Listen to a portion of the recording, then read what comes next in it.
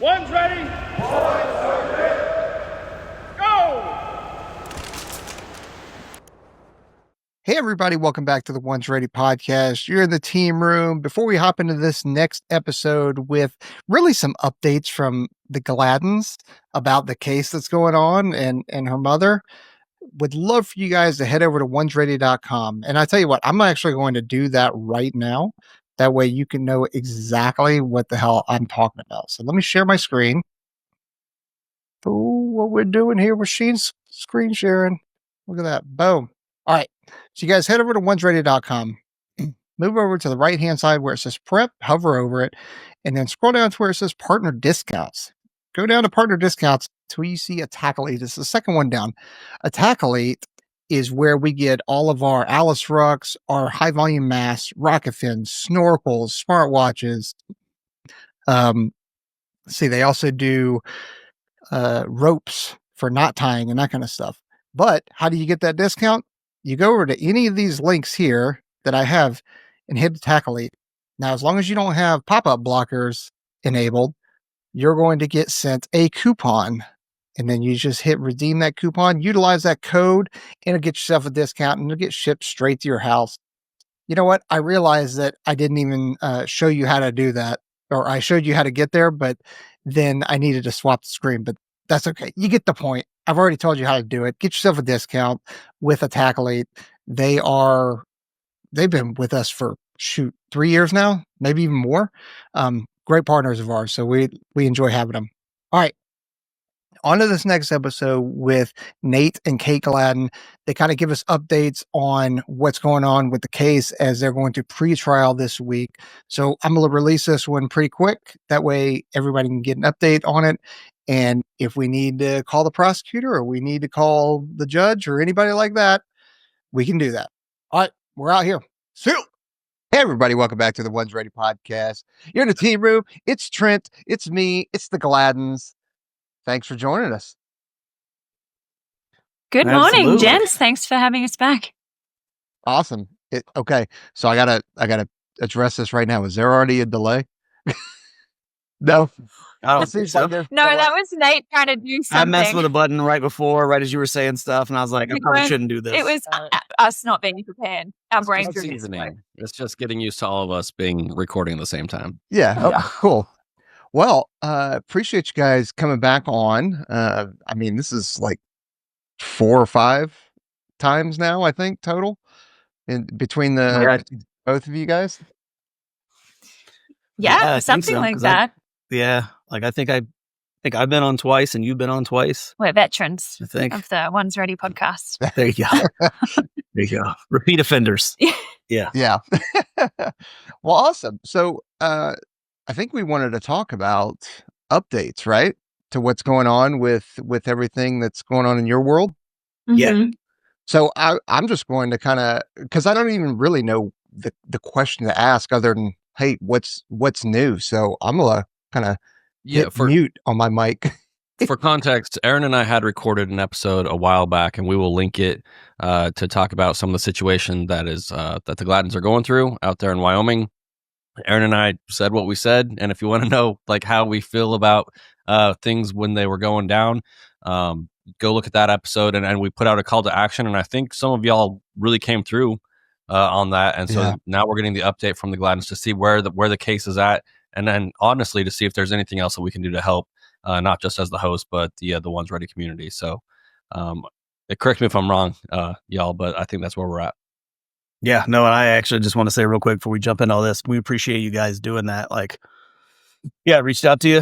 And, it's not exactly the normal thing you guys do, but at the same time, that's why I reached out, because I knew you guys. So I know you guys, I love you guys and you guys love us. So reached out, and everything you said, I have zero problem with anything you guys said. Zero whatsoever. So, Yeah. Yeah. Yeah. No, again, a huge thank you. And I think, at first when Mum was struck downtown, it was just the shock of it all. And, seeing, like, I knew immediately, like, her body, like, she was right at the crosswalk there. And I knew Mum was doing everything legal when she crossed the road. And then now we have evidence that proves that with the syncing of the lights and a video and everything like that. So at first it was just like the shock and the trauma and everything. But as we began diving into this guy's history, like we knew immediately he had a high risk, insurance or Insurance, something. And that's because not even 18 months earlier, had a DUI crash and everything like that. And then I think when we went to his, is it arraignment? Is that what it's called? His arraignment. And then the DA, kind of flusteredly said, well, I gave him unsecured bond. Don't they love their cashless bails and everything these days? Because he didn't have any previous driving offenses. And then we get home and discover only earlier, just the year before, he'd had a DUI crash plus I think 10 other driving related convictions. About a dozen. Baker's dozen. Yeah, that's when we realized, okay, we're going to have to use our voice here and really tell people the full context. Even, I guess, the system itself needs to know he is a repeat offender. I'm sick of the system prosecuting people as if each crime's a little silo that lives on its own. It's like, no, you have the jurisdiction to prosecute across the history of someone's, behavior and crimes and everything. So that's when we just realized we've got to use our voice and reach out. So the latest, I guess, I did meet with the prosecutor and my dad and family. I don't know if she's the biggest fan of you. I met with her once. We had a very open, transparent conversation between the two of us.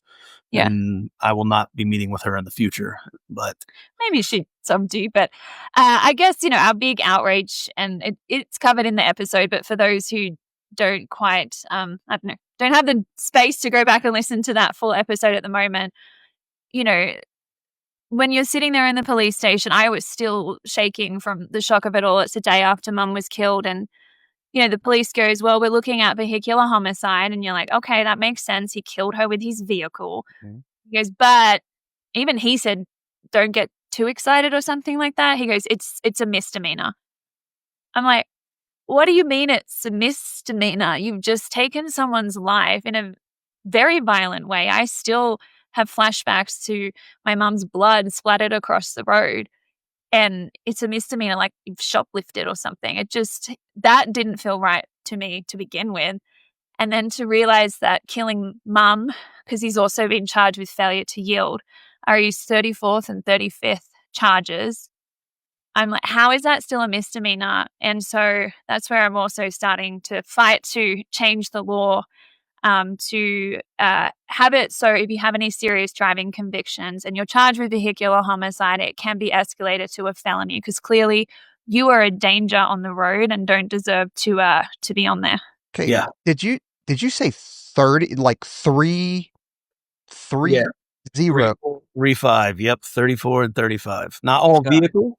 He's got domestic battery. He's got something with a minor at some point. Like we looked over it on the last episode. It is a robust history of being a POS.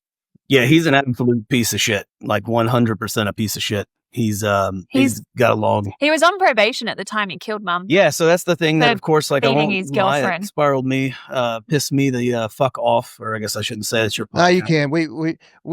We do try and minimize cussing. Yeah, I'll try. When it's appropriate, just throw it in there. I'll try. Anyways, yeah, no, we definitely were spooled up on that. But if he had I think it's 72 days total for all of the 33, because obviously this is 34 and 35th charge. So for all the 33, and keep in mind, some of those are speeding tickets, right? So you're not going to go to jail necessarily for a speeding ticket. So, but if all of his charges combined together, I think it's 72 days he has spent in jail for sexual assault of a minor, for stalking a woman, for beating women, for running from the police, for crashing, for all of those. You keep adding up all these different things, all within this county and the county next door. So for those of you who don't know, Wyoming's not exactly overpopulated. And because of that, everybody knows everybody.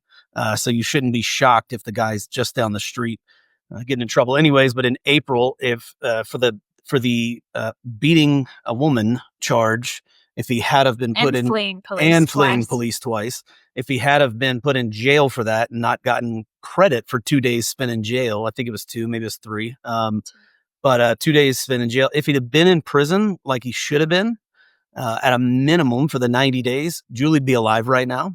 And so he wasn't. the system, Gave him probation again. yeah, they gave him another probation, plea. another version of probation. And so because they got another version of probation, everything went upside down. I've got to, I'm going to back off here in a second, but I've got to sit there and I've got to hold my wife in a hospital. I've got to tell my father-in-law that his wife is 41 years. 41 years is killed. We've got to, when we leave the hospital, we've got to go by and see a tarp that's completely soaked through with blood running out the other sides of it because there's so much where she's been knocked out of the crosswalk because this piece of shit is a piece of shit because people let him go and didn't do their damn job. And that's why now we are a couple days away from his pretrial and then on October 16th and then his actual trial on November 5th, which is give or take based on just the charges is like a day, maybe a 2-day thing.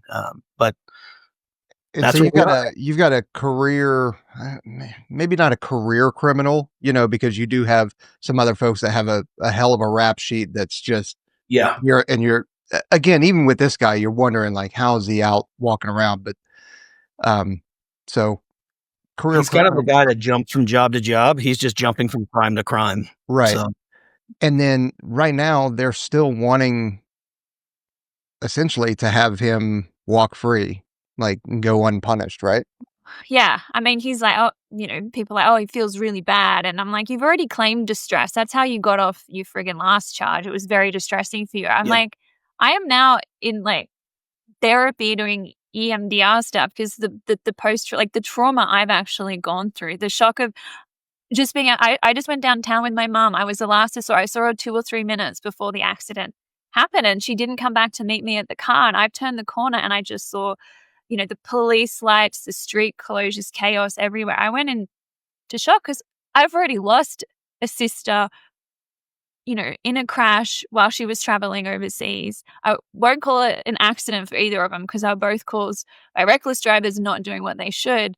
How does that happen twice? Like the trauma for my family now from going through this again, you shouldn't know what it like. Immediately Dad and I were like, oh, we know what to do to bring a body home. Like that's fucked up. You shouldn't have to know that's what happens, but we already knew who to call, how it works. It was like Dad and I both said it's like a movie you're watching, like you're going through it, but you're like, this can't be real. Was your dad in town too when all this happened, or was it just No, your mom? so he was at our home in Sheridan. So we're like 20 minutes out of town. And that was the thing that broke me too. Like, because the surgeon, when they rushed me in, thank God I had a friend that just like grabbed me, got me in the car.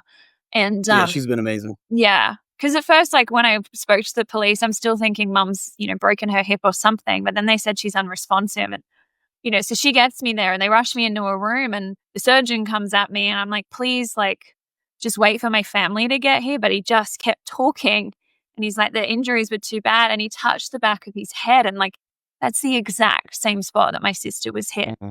Exact same injury. And then my poor dad, he's already all the way at home and he's asking what's happening. So Nate ended up having to tell him over the phone. So both his daughter and his wife had to find out over a phone call and then fly them home from overseas. I'm like, I have nothing but respect for my dad. He's the strongest man I know. And I know he's a huge fan of your podcast. So he'll be listening to this. Hello, Dad. He'll be in Vegas next year when we come out there. So he'll be with us. He wants to meet you. He's very excited to meet. He's ready to get disappointed then, huh? Yeah. He's ready to take you guys out to eat. He can be disappointed once we're all eating. How about that? No. Yeah, and I think that's what, when y'all first called me and told me about it, Nate, like I was like, holy crap, there's no way, like it's like such like a crazy thing to happen to one family, and the parallels.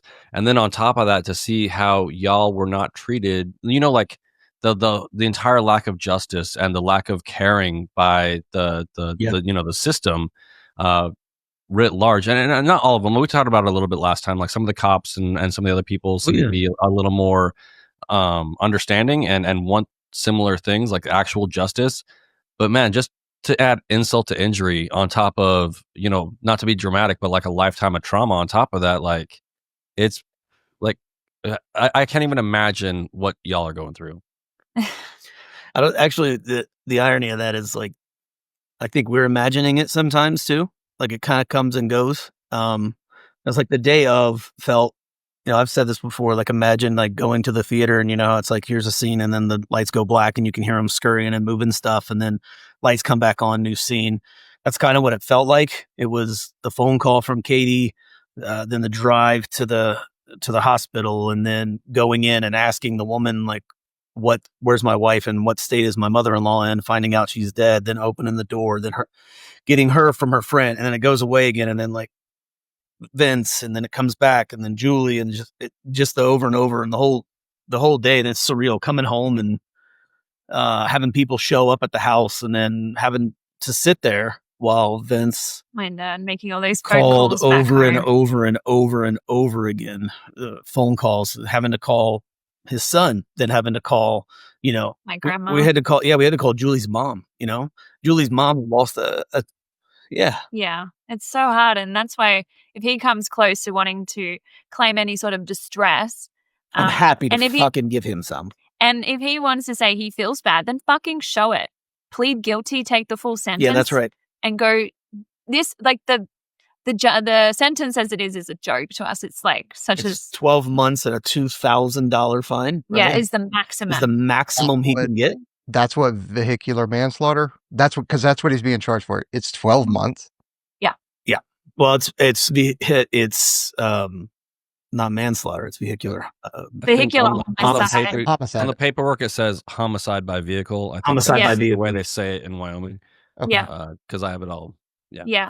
And that's why I'm fighting to change the law. I think in general it should be more than that, but especially when you have a history of dangerous driving, you can't just keep, this is his first offensive. And I've looked at other states, and they do have that, like, I don't know, like a clause where you can fight to escalate it. And so that should at the very least be in place. And also I looked, and YDOT, so like the Department of Wyoming Department of Transportation. I was about to say transfer. Like, that doesn't sound right.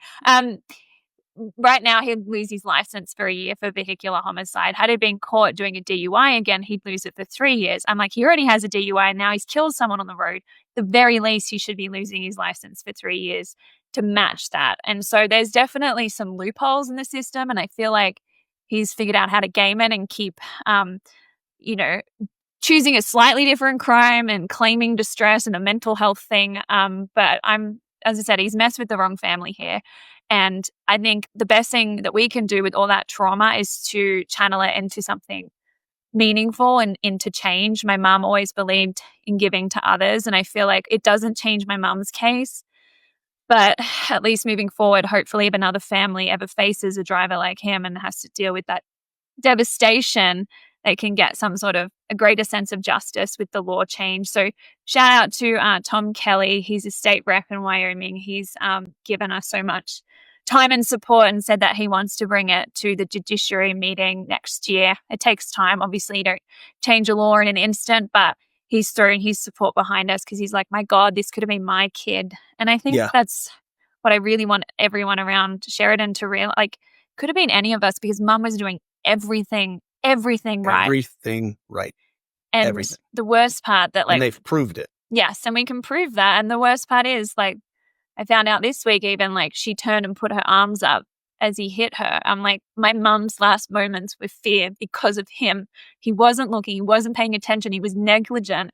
And my beautiful mum deserved better than to go that way. And our family deserves so much more than all this trauma. So if we can just keep channeling it into creating rather than just destructing as much as we want to, that's where I think we'll find some healing. Yeah. And I think that's important, right? Because, like, I won't lie, like, all I want is destruction right now. Like, I just want all of that to happen. But that's why we live in, that's why we live in the States, to try to get this right, and try to have rule of law and all of that. So that's why there's a process. I don't like the process.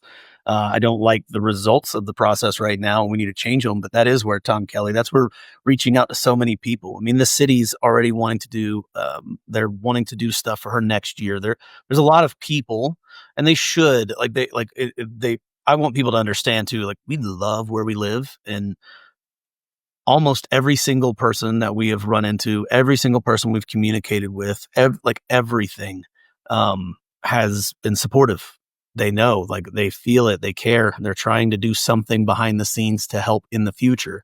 There's very few people that are causing what we're going through, and him being the number one culprit. And so, yeah, when he's, if he's wanting to talk about distress and all the other things, like he doesn't know anything about that. He has no idea what it's like to go through that. He knows what it's like to cause people. He knows what it's like to He's cause. done That's plenty correct. of that throughout his life. A lot of it. So, but like with Julie, I think it's important, and then I'll shut up. You guys can talk about whatever. But like, I think it's important also to understand too, like Katie said, like Nicole was killed 13 years ago now, and in this month. So that's the other thing. Like, this is a shitty month for us, but she was killed 13 years ago.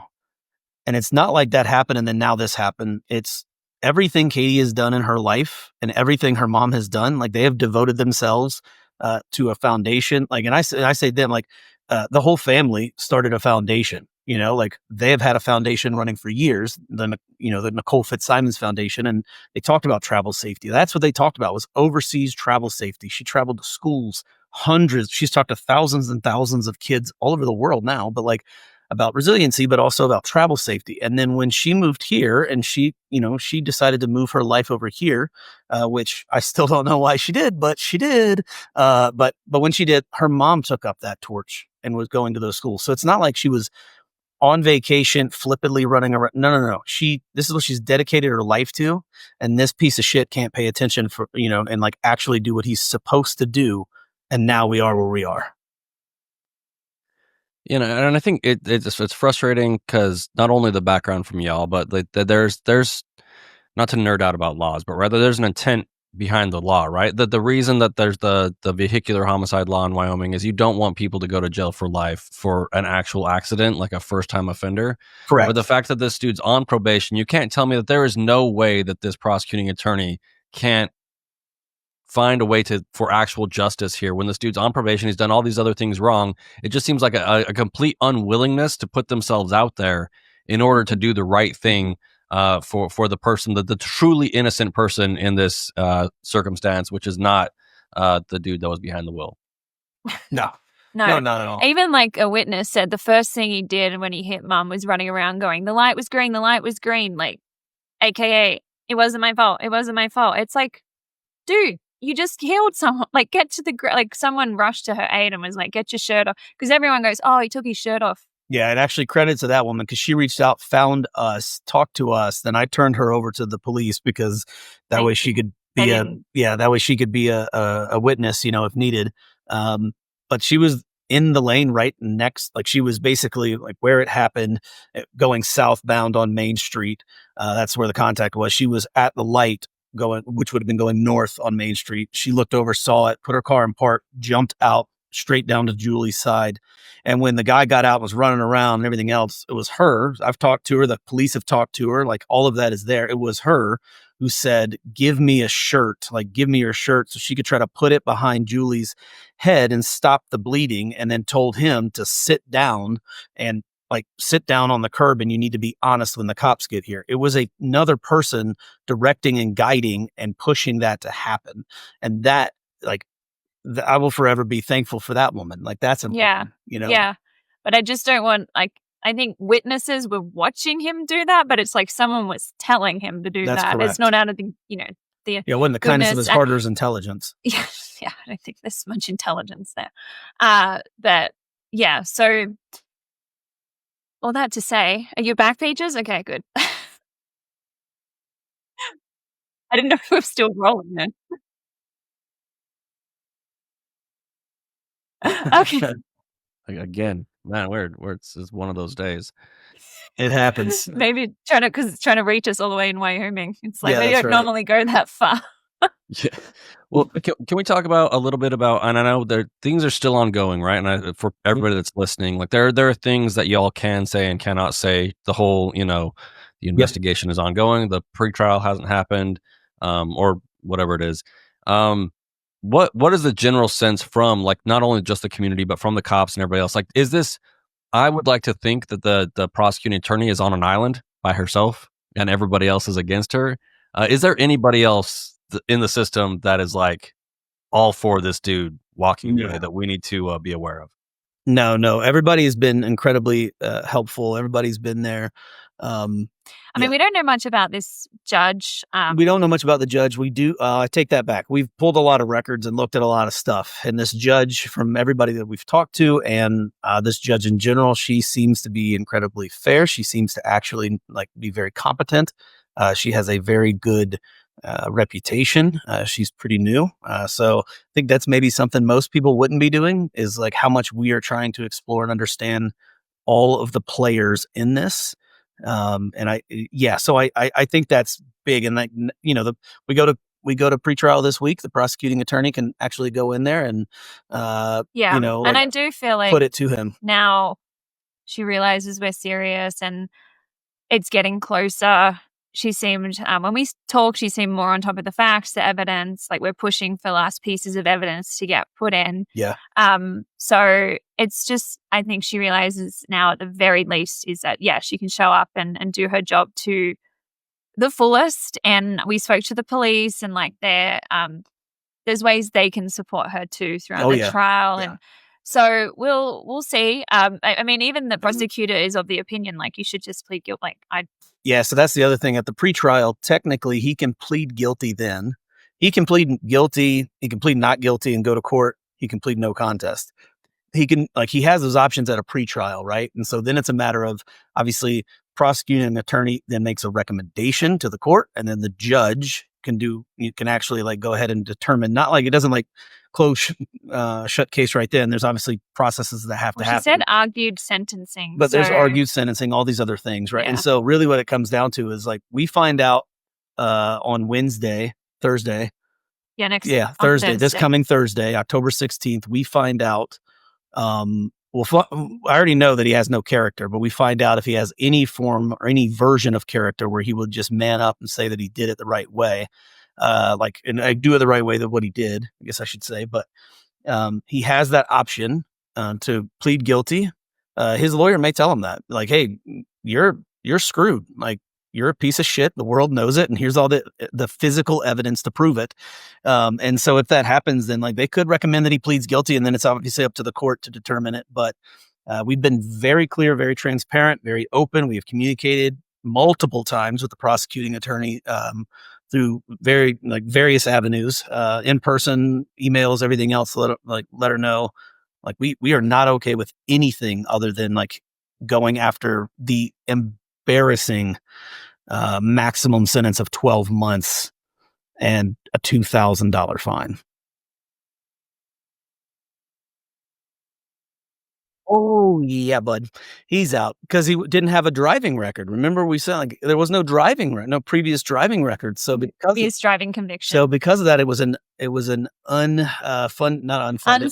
bond. So he didn't have to pay anything. And immediately when I heard that, I didn't know anything about the prosecutor at this time, and I stood up, I followed her out. I was like, nothing. He killed someone. He's on probation. So what it means is, if he gets in trouble, if he gets caught for doing something, if something a bunch of ifs. If he could then have to pay get put in jail, he'd have to do $5,000. Then of course he could get in whatever other trouble. But that's if he does that. But if he pretends to be a law-abiding citizen, he can't drink in public and stuff like that. Well, that's not all it is that he's getting caught doing. It doesn't matter getting caught. It's just if he gets caught, drinking again or something. But he killed mum on probation, and apparently that wasn't enough to violate it. No, apparently it wasn't enough to get a bond or anything else. So yeah, it's just. That's the infuriating part. And I think that's important. Yeah, go ahead, Peaches, sorry. May 28th this year. And he was in court beginning of April. On April 22nd, so 5 weeks earlier, for domestic battery, and also evading police twice. So those two charges alone are 90 days each. Instead, it's distressing for me and my business. Okay, he's probation. Out he goes on the street. Yeah, and he can't say that that's not true. And the reason why is because all of that is legal documents and legal audio that you can pull, and we have pulled it. We have gone and actually gotten that information. We've got a lot of information that we haven't released and we won't yet, but we have a ton of information. we can see the exact same thing every single time. Oh, I'm so sorry. Oh, I'm so stressed. I'm really trying to do better. And then he continues to not. And that's just like, that's public record. Anybody wants to go do it, feel free to go to the Sheridan County courthouse and start asking to pull records. It's legal. David V. Johnson. David V. Johnson. That is correct. The second. Yeah. Florida man, right? Yeah, he's originally from Florida. I'm very aware of where he's from, the neighborhood he's from, everything else. Like, if Mr. David would like to listen to this, I'm happy to meet him where he'd like to. So we can allegedly go home and meet. We're both from that same area, so we can happily go back and have a conversation. When we talk about some of the stuff, some of the way that the court has handled business with this dude in the past, I just want to read something real quick for folks that should really bother them. So there was a domestic battery charge last year, and it was a no contest plea.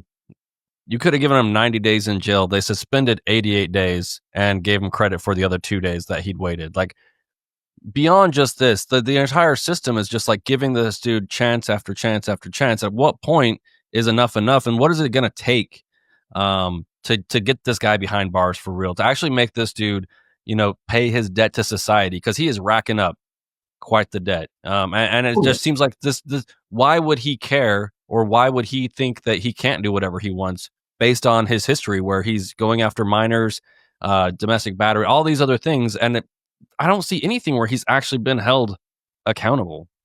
No, he hasn't. He's never had He's never been held accountable ever. That's why I said like 72 days in the past. And it's like if you look at it, I can't remember. It's like in the last 12 years, he's racked up all of these charges, right? Like, and that's here. Like, if he's got anything in his record in Florida or anywhere else, we don't have that yet. But we'll get it. But we know for a fact. The thing is, too, he's about my age. He's not that old. Yeah. He's basically racked up a charge every year for his. Yeah, he's on a meteoric rise when it comes to being a complete pissant. But it's just like, I hear, and they're like, first offense. So they literally charge each one, like, and I'm like, as a prosecutor at sentencing, you have the ability to bring in the full history of this guy. And so we've sent it over. It's 5 pages long, and we've sent it to Diana now. And she did say thank you. Like, I said, when you go to sentencing, because there were things that she said, I haven't seen that. We found it for her. We've given her anything and everything that she was unable to find in her job. We were able to find through other means. So we were able to find what was needed. So yeah. Look, Diana, I have it on my iPad. It's not rocket science. And not to make light of the situation, but this reminds me a lot of like military doctors that you're like, hey, like, here's all my history. They're like, we're not going to look at any of that. So like, what I think is happening today, or, like, no, there's all this history, which should lead to a very clear conclusion here.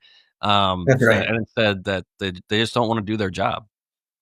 Oh, yeah, don't get me started on that. I got tested for Lou Gehrig's disease at the very end because the friggin' eye doctor forgot to tell the other doctor that there was a problem, like an optical nerve problem. And instead, they thought it was like something in my brain, and they started going down a whole different lane there. So, not a shout out to military medical doctors.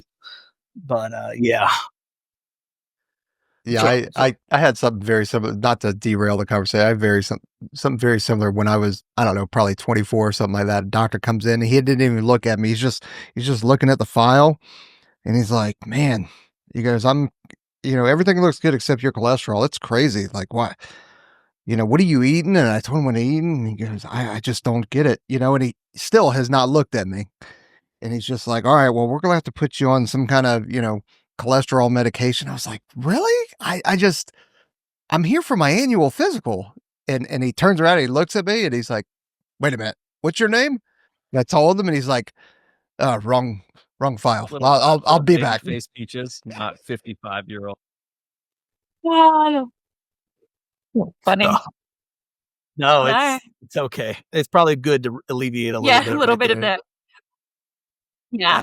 There's one thing I want to say too, because we've heard it a bit, as we fight for this justice. A lot of people want to say like, oh, but no time would really bring justice, or no matter, like, there would never be enough time, as if like, I don't know, kind of just trying to minimize, like, whatever it is, it doesn't really matter. It's not going to bring your mum back. And I'm like, stuff that, like, I know nothing brings mum back. We're very aware of that, but I want to stand up and show that my mum's life matters and it's worthy of being honored to the fullest extent of the law when that is within our power. That is what the law is there for.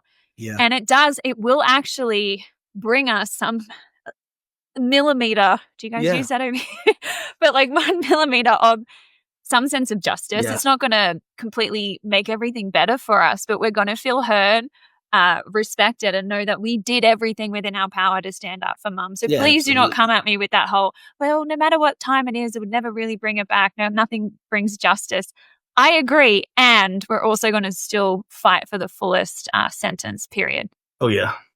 Well, there's a difference between justice and revenge, and I think people get those confused. I get it. Yes. Like, you can't cause the kind of pain on this dude that y'all have felt and that he has caused, but justice is definitely him being held accountable for his actions and the pain that he has caused. And it's not going to be the same thing. It can never be the same thing. So those people, I don't know how you guys are not running around just punching people in the face. Obviously a joke. But like if someone said that to me, like it would turn from justice to revenge in a quick hurry. You know what I mean? Yep, I do know. Yeah. I just wanted to mention that. I just kind of tell him, like, basically what I'm like, no, and I know nothing brings it back. But. And like we mentioned, right? Like the sad thing, like here's the sad thing. Here's the really shitty part too, is like, and I don't wish this on anybody, but somebody listening to this podcast within the next X amount of months may hear of somebody else going through this that they actually know, right? Like we know that like a lot of your, obviously I know some of your listeners, but I don't know all of your listeners, and most of your listeners wouldn't know us. And that said, like it could happen to them. And so it's a matter of like, this is also an opportunity for people to hear this and just look up the laws where you live on things like this and see if there's something that it's worth calling somebody, right? Like we messaged a lot of people. We've had a couple congressmen who have gotten back to us and are really trying to help, both inside the state, people that have been elected, and then people that obviously go represent Wyoming and DC at the federal level. So we've had those individuals who are listening. And it's one of those things where like what you're talking about is you're not saying put somebody in jail forever. You're saying look at this and go, hey, if somebody has a prior record, you should be able to punish them more than I'll use the example of like the 17-year-old who's been driving for a year and they turn the corner and they didn't mean to. It doesn't make it easier for the family that's going through it at all. It doesn't make it easier. It doesn't make it less painful. But at the same time, there's the difference in the 17-year-old kid who doesn't know, like they just made a mistake.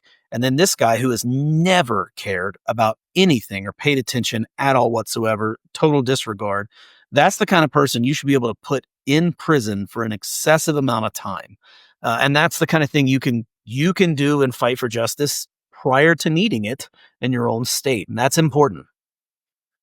Yeah, absolutely. I did on the topic of like governments, I did have a question. Was your mom still a citizen of Australia?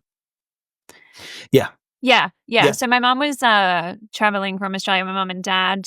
So I have to give credit to everyone that we've dealt with in the government and throughout Wyoming. They've never used the like, oh, she's just from Australia thing. Like they've really helped us. I mean, I know as soon as I get on the phone with one of them, they can tell I'm not a native. But everyone feels my pain. Like the Congress people I spoke with, like I didn't get on the phone directly with, Congresswoman Hageman or anything, but their office reached out and we spoke about it. And it was actually, I can't remember now, it was all a blur, but one of them said, because I'm just like, we're in so much pain and anger at like how little consequences this guy's facing when he has this history. And she goes, well, you could look at like trying to change that law. And it just dinged something in me because I'm not originally from America, but like the fact that she like believed in me and just said that, I was like, boom, that for me is what I'm going to channel all this pain into. So yeah, they've been good at like not going, oh, that's just from Australia. Now I'm sure Johnson was hoping, oh, this is just some tourists from Australia and we're going to bugger off back to Sydney. But no, he probably messed with the worst family he could mess with because we don't stop. I remember also when I wanted to begin the travel safety campaign in honor of my sister, I reached out to the government and Smart Traveller. And at first I kind of got like a little pat on the head, like, oh, that's a nice thing you're doing.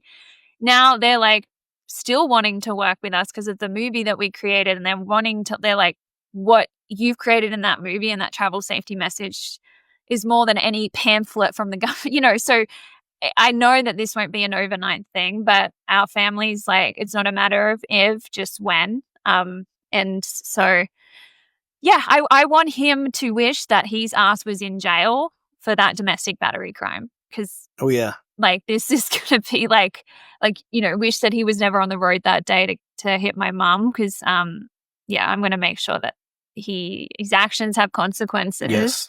And that it leads to change. And who says he doesn't do it again? At least now the law will reflect it appropriately. Really. I mean, obviously he didn't learn from the first 33, 34 infractions. Yeah, that's to use the light term. That's right. Yeah, and it's one of those things too, right? Like in the domestic abuse, when that went to the pretrial for sentencing and different things like that, they never obviously got there. But when they went through that process and what they wanted, and he was, of course, like, "Oh, I'm trying to get better. I've done so much, so much better since I beat the shit out of a woman. I've done Which so well." she admitted it had been 5 out of the 6 months they'd been together. Yeah, So this so- one just happened to go outside the house because he tackled her. Yeah, on the this was out. ground. Yeah, he was beating her ass out in the street. So because it was obviously that's where, and I don't mean that to be insensitive towards her, right? I genuinely don't. Like I don't want it. Like I don't want anybody going through that. But we're talking about it from the standpoint of who we're dealing with, the kind of piece of shit we're dealing with. But like him saying like, "Oh, I'm really trying. I've got opportunities to go work in Bozeman." By the way, he works in construction. He's got his own company because obviously he can't get hired by anybody because he's a pedophile. And so there's that. So, but he's registered sex offender, right? So, so he can't hardly get work anywhere else. And with his record and all the other stuff, he just can't do it. So anyway, so he's trying to work up there. So, but imagine like thinking like you want that person building your house. You want that person that doesn't have any integrity. You want that person that does that. Do you want that person around your children or around your wife if you're building your house? Like I don't. Like none of those scenarios play out where you want this kind of human around. And so that's the kind of thing that, I don't know. Well, yeah. Well, that's why we're talking. That's why we're advocating, and that's why we're about talking. it. It's not wrong. You can talk about it's Yeah. facts. We're not making anything up. Yeah. There's no allegedly on any of this. Like all of these are things that went to court. Now he didn't go to jail afterwards because people didn't do their job. But when it comes down to it, like he did get charged. He did have to then get convicted, whether he claimed not guilty or not. He still got convicted of all of those charges. So, Yeah, man. So he owns his own business. well, I'm hoping he doesn't for much longer. But yeah, he does at the moment. Like he's self-employed, right? He's self-employed. I can't remember the name of what it was called, but he was self-employed. Not relevant. We don't Yeah, need it's to not give relevant. it a shout out. Yeah, definitely. Yeah, no, Zero. I mean, some one of those things is it wouldn't be a shout out. Yeah, it's right. I don't think it would help his. Oh, and I think, I don't mind to say this. Like, I don't have any problem to say this, or allegedly I'll say this, whatever. I actually don't mind. My intention is like, if he actually somehow manages to skate through this bullshit charge that he already has, and it's not enough, like, even if he doesn't matter, like goes to work and I find out what contract he has, I have no problem contacting that person and just by email and just sending his criminal record. Just sending it to him. It's not illegal. It's a criminal record. So I have no problem just reaching out like, this is who you have working for you right now. This is the person you have on your premises right now. So I have full intention to follow him through the rest of his life and let him know that we're right there. I'm watching at all times. Like no problem with that. In the most legal way possible, I will be doing that. No problem telling him that. Yeah, I mean, I guess, and believe me, I am no legal expert, but I guess the only way that he could stop that is if there was a restraining order. Yeah. And don't see that happening or somebody approving that. No, me neither. We're not gonna Especially if you're not harassing them. Yeah, especially if I'm not talking to him, I'm emailing another person. Hey, by the way, this is just a record. I'm not even asking him to do anything. I'm just saying to read. So, yeah. Well, I've also noticed a lack of in his record. There's no him fighting dudes. Just throwing it out there. It's kind of I don't think he's into dude on dude fighting because no. He might be on some dude on dude other stuff, but hey. Yeah, but you know what I mean? Like It's like there's a lot of battery. There's the minor, the stuff with the minors, all this other stuff. Like I don't think he's going to be one of those guys that confronts you and wants to throw down. It just it's a little bit of cowardice and weak man syndrome going on. No, I would be so happy. Well, he wouldn't look at us in court, and I'll be front row at the pre-trial with this on, because the one thing I noticed from the arraignment is how clinical it is. They didn't even say mum's name. It's just like vehicular homicide 1, 2, and blah, blah, blah, blah. And I'm like, it just felt so stripped of humanity. And so now I'll be front row with my mum's beautiful smile, how much joy she brought to the world, and why we are standing there and we're fighting and we're not backing down. So yeah. Have you guys gotten anything from the Australian government or anybody over there, like a push or anybody calling the folks over in Wyoming to let them know that what Australia expects?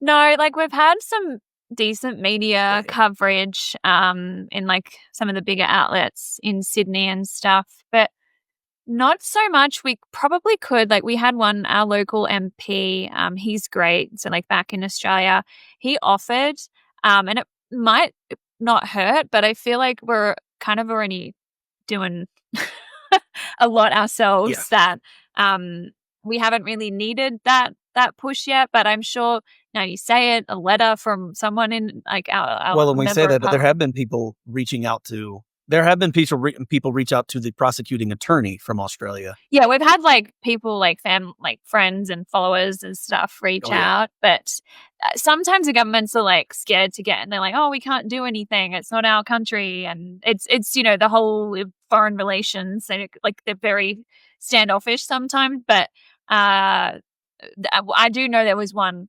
He's like, if there's anything I can do, but I just don't know. Outside of everything we're already doing, everything we've already told the prosecutor, I'm praying that, she really now understands and does everything within her power to prosecute to the fullest. Because I did hear, when we were going through evidence and everything, she sounded way more on top of it, because it is getting closer now. So I'm sure that she's had to actually look closer at things. Yeah, it's... Man, so how are you doing? Or you, the plural you guys doing? I mean, and that's a silly question, because you're just like, obviously you're going through this, and it's terrible. But and we've shared messages, phone calls, and all that kind of stuff. But really, just how are you guys doing? Like I said, it's a dumb question. No, it's an honest question. I always like to joke, I'm just doing. It's a roller coaster. I'm so grateful to have such an incredible man by my side. I met him through my sister's foundation. I really think she guided Nate in my life for him to be ready to hold and guide me through all of this stuff. I cry a lot. I vent a lot. I think as a woman, it's interesting. Not to make this like a gendered thing, but we're kind of told to not, anger isn't something that a woman's usually allowed to feel a lot of. We're kind of conditioned, don't be angry, be soft. And I am really fucking angry. And I just think for some people, just, at least be grateful for the time you had and all of this stuff. And I'm like, no, right now my anger is part of my strength, and it's part of what's driving me forward. And anger isn't a moral issue. It's what you do with it and what you channel it into. And I think everything we're doing is healthy and necessary and gonna carry us forward. But I can't deny, even just last night, I was on the phone to my nan, and I could hear how much she was struggling. Mum and her talked multiple times every day, and I ache for that. And so I'm just that's where this focus of just trying to drive forward the change and the justice. But otherwise, it's lots of sunrises with my puppies outside and just taking moments to breathe. It's going to therapy and lots of walks and talking things through, and knowing that,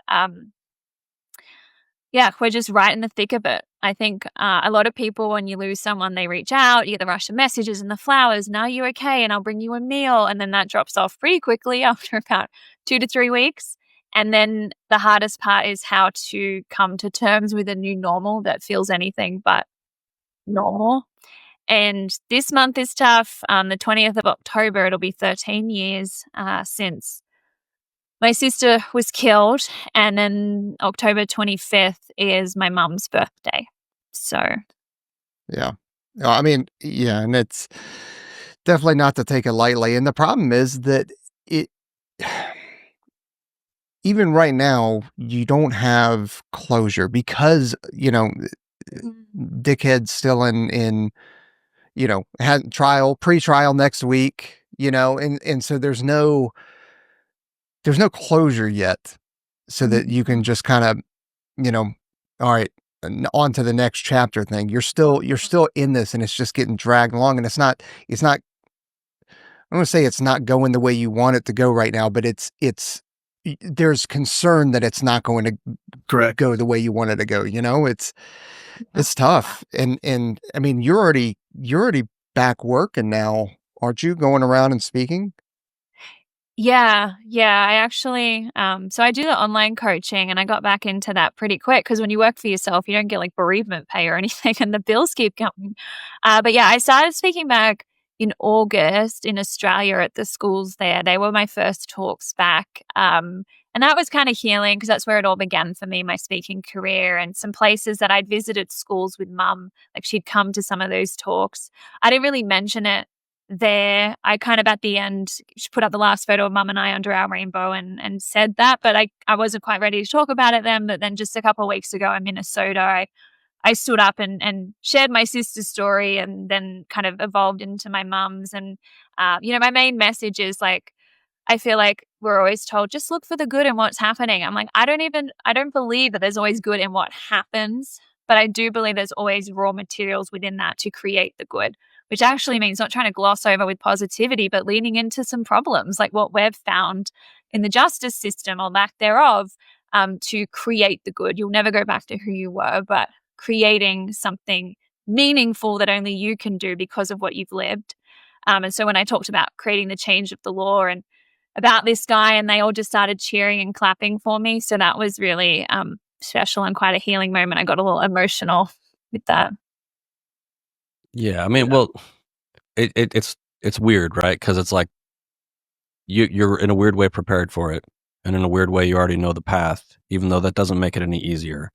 And it's and I think beyond getting justice for your mom, this episode, like, we know a lot of people that have lost people in a lot of different ways. Like, and just seeing how y'all are navigating it, like, you don't have to say no to your anger, but like the way that you channel it into trying to find positivity or make a difference in the world, I think is such an important thing.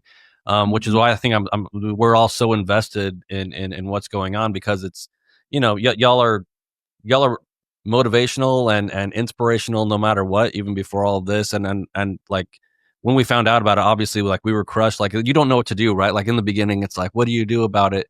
And obviously we want to find justice, but I think you being willing to share that story and to keep moving forward is like, it's who you are. I just don't even know what to say, but I don't think that if I was in your shoes, that I would be near as good at taking that raw material and channeling into someone's time. So I just want to say, like, y'all are amazing, and we're kind of getting close to the end, so it's like anything that y'all need, like, obviously we're always going to be here for it.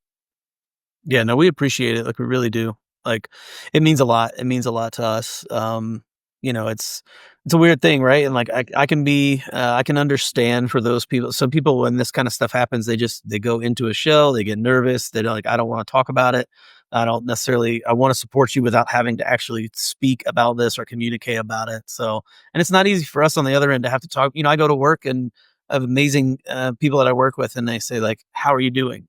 It's like, I don't want to talk about that, but at the same time, I know why they're asking. They're asking because they care, right? And so it's that, and I just want to talk about how Katie's doing, and that's it. But like, that is big. Like, how you handle it after the facts, like, that's where you find out. I don't know. That's where you find out a lot about yourself. It's where you find out a lot about those you love. I mean, this kind of stuff can break people apart, right? Like, it can tear families apart. Like, it can really mess with stuff. And the honest answer is, like, I obviously got along with my father-in-law before we chatted and everything else, but we have bonded in a way that, like, I didn't have a reason to bond with him necessarily before, other than, hey, I've got a good relationship with my father-in-law. I love him. We'll talk on the phone, like we'll hang out and all that. But now it's like, it's different now, like it's the connection to him is different. The connection to her family is different overall, like everything. And then our bond, it's just different. So yeah, it's important how you handle it afterwards. Yeah, for sure. And we will wrap this up in a second, but I think I'm really proud of how we've kind of come together, because I remember the first thing that I felt like as I came home and I'm just thinking through, oh my God, I've lost my mom, I've lost my sister. There was this small instinct to be really scared to open up and to keep loving someone deeply, because it feels like the people closest to me in this world are just going to disappear from my life. And so it was only like this split second of like, oh my God, like if I lose, like I can't imagine losing him, but I can now because clearly. And so it's just having the courage to stay open and vulnerable and connected with each other again. It was really rough few weeks, but at first for sure. But yeah. Now I feel like we're more bonded than ever, and I just have to know it's a reality we all have to live with. We could lose the person we love most at any given moment, and that's where the whole letting go and always saying I love you and not holding grudges towards each other and all that is so important. But all that to say, thank you so much. As Nate mentioned, there's some people that don't know what to do with people that are quite loud and determined for change, but you guys have stood with us, and that means so much. I did a post only a couple of months before Mum died about how when I lost my sister, it felt like the only thing I had left was my voice, and it just feels the same all over again. All I know how to do is to express our pain, our love, our fight for justice. So thank you again for giving us the platform to do that. Of course. And we actually had, I mean, I don't know how many people listen to us or watch us that actually reached out, but I know that we received several comments and then several emails saying, hey, I contacted them, or hey, how do I contact? And it was the prosecutor, if I remember right, that they were reaching out to. I could be wrong on that, but I know that whatever it was. And so thank you to the folks that did go out there. Yeah. And if you want to do it again, it's just like, hey, like we're watching and we want to seek justice for Julie. Like, please prosecute to the fullest extent of the law. And feel free to email or call them. Yeah. I do. Feel free to email or call them. Not to be mean, just to be honest, be like, hey, we're aware of this somewhere else and we hope you do your job. And we, like almost in a supportive way right now. Like, and if I'm honest, like I may not have agreed with everything that's happened in the past, but, I don't know, for lack of a better way to say it, like, the prosecuting attorney's going into the ring this week. Right. And we need her to do her job and we need her to feel confident. So if you want to call her and, make her feel confident. I don't care what it takes. I just want the job. I want it to move forward towards the just we're backing trial, you with the justice. Because that's kind of the message I think we need to put out there for her now is we're backing her in the fight for justice, because she's going in, she's representing, and I think it's a very strange thing when your personal family member gets killed, but it's the state of Wyoming that's it's a strange feeling, but that's who's representing us. So I'm not going to say you can. I'm going to say you should. Everybody out there, I think hopefully we made a little bit of an impact last time. I'm saying again, like we should email and call all of our folks out in Australia. This should hit pretty close to home for y'all as well. So please reach out. We will post that number and that email address again to the prosecuting attorney. Like I obviously have big feelings about this and seeing this, through justice for Julie. So if you're listening to this, or if you can share this, please, like we don't ask for really all that much on the podcast. We barely promote our own merch and all these other things. We don't do a great job of it, but this is so important, not just for, this particular instance, but for everything. Like if you can make a difference, this is a time where I think if we all get together and we push our voices out there, we really can make a difference, hopefully, to see the right thing happen at the end of the day. So, really, really appreciate y'all coming on, and I know it has to be hard. Yeah, it is, but we appreciate it. We really do. It, so yeah. All right. Peaches, you got anything? No, man, I'm actually texting Nate right now to say, hey, man, make sure you give me the details so that I can embed it, because this episode, thanks to my system crashing, is going to be fun to edit. So I don't know, man. I don't know what's going on, but I definitely appreciate you guys coming on, and I'm sorry that you guys are going through this. It's a shitty situation, but if there's anybody that I know that can get through it and come out smelling like roses on the other side of it, it's you two. Thanks, Peaches. She'll smell like roses. I may think like You're gonna smell like Other man sweat. cigars, yeah. yeah, that's right. Yeah, yeah. I'll smell like cigars. Yes, that's correct. Awesome. Well, I appreciate you guys joining us again, and I hope all the best. I hope you get the outcome that you're looking for coming out the other side of this. So, Oh yeah. yeah, definitely. All right, everybody. Don't forget to like, subscribe, leave a review, visit us on wensready.com, and we'll see you later. See you.